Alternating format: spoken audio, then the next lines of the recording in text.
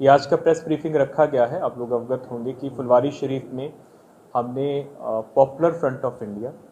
और उसका जो पॉलिटिकल विंग है एसटीपीआई, उनके कुछ कार्यकर्ताओं को गिरफ्तारी की गई है।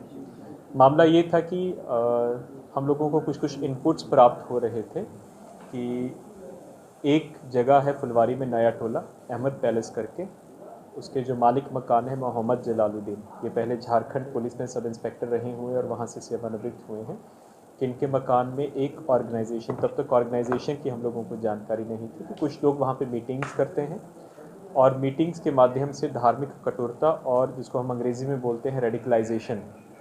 वो करने का प्रयास कर रहे हैं। तो इस ऑर्गेनाइजेशन को हम लोग काफ़ी देर से फॉलो भी कर रहे थे और हमारे अलावा जो बाकी सिस्टर एजेंसीज़ हैं, इंटेलिजेंस एजेंसीज़ हैं,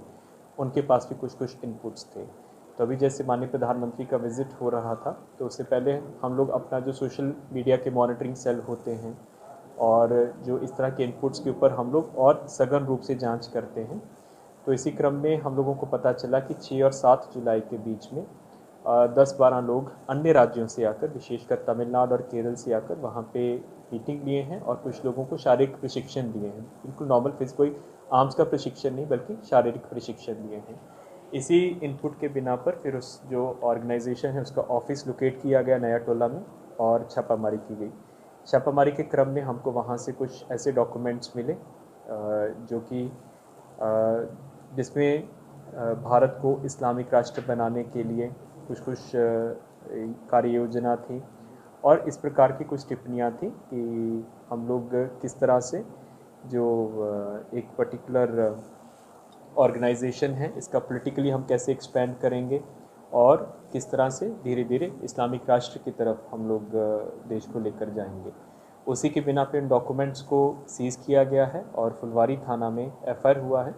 कुल 3 लोगों की अभी तक गिरफ्तारी हुई है। उनमें से जो एक हैं अथर प्रवेश के जो अपने भाई हैं मंजर प्रवेश, वो पहले सिमी, जो कि अब बैन हो चुका है,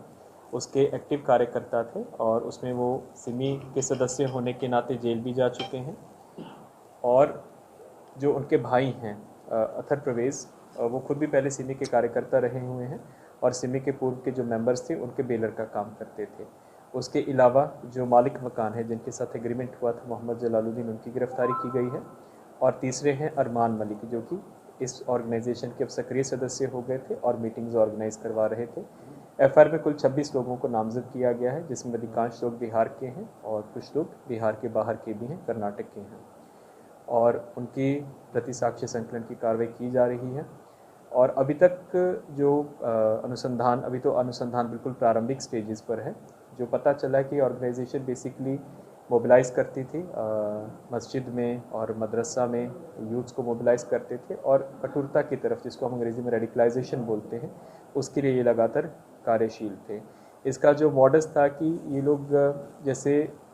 शाखा होती है, आरएसएस अपनी शाखा ऑर्गेनाइज करते हैं और लाठी की ट्रेनिंग देते हैं, उसी तरह से ये लोग शारीरिक प्रशिक्षण, फिजिकल एजुकेशन के नाम से लोग अपने यूथ्स को बुला के और उनको प्रशिक्षण दे रहे थे और उसी के साथ ही जो अपना एजेंडा है और